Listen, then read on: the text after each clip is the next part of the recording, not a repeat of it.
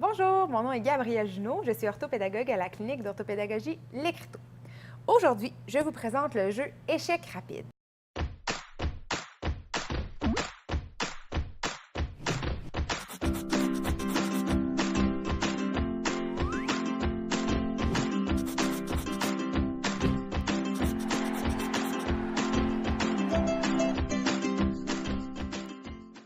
C'est un jeu qui s'adresse à des enfants de 6 ans et plus.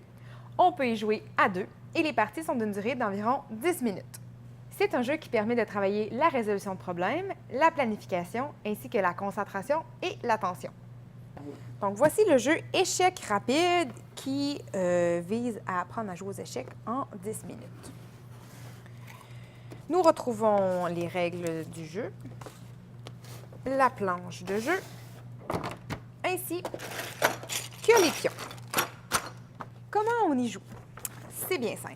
Vous retrouvez dans les règles du jeu différentes étapes ou différents jeux qui vous permettent de faire apprendre à votre enfant les déplacements spécifiques d'une certaine figurine. Par exemple, le jeu numéro 2 vise à faire apprendre aux enfants comment les pions se déplacent. Le jeu numéro 3, comment on capture le roi de son adversaire, donc comment le roi se déplace.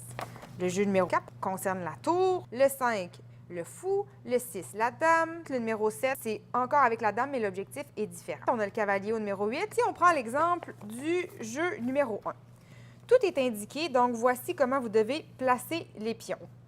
De chaque côté, vous remarquez ici que 1, 2, 3, 4, 5, 1, 2, 3, 4, 5, et de l'autre côté, 1, 2, 3, 4, 5, 6, 7, 8. Donc, vous devez utiliser le côté avec 5 carrés pour aller placer les pions.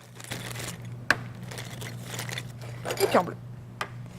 On regarde les règles, en fait, ce qui va être dit à votre enfant. Seulement en avant, jamais en arrière, jamais de côté et seulement un pion à la fois. Si une autre pièce de jeu, que ce soit la vôtre ou celle de votre adversaire, bloque le chemin d'un pion, il sera coincé. Il ne pourra se déplacer tant qu'une autre pièce de jeu restera sur son chemin. Les pions ne capturent pas de la même manière qu'ils se déplacent. Ils sont sournois. Ils ne peuvent capturer que sur une des deux cases situées en diagonale. Pour les jeux numéro 2 à 8, les règles sont les mêmes.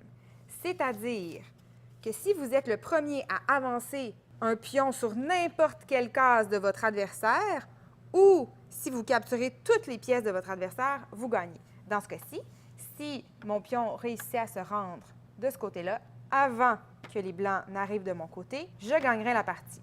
Comment le cavalier se déplace? Donc, le jeu numéro 8. Il saute comme s'il montait à cheval. Il se déplace en L, de 3 cases à la fois, et capture la pièce située sur cette troisième case.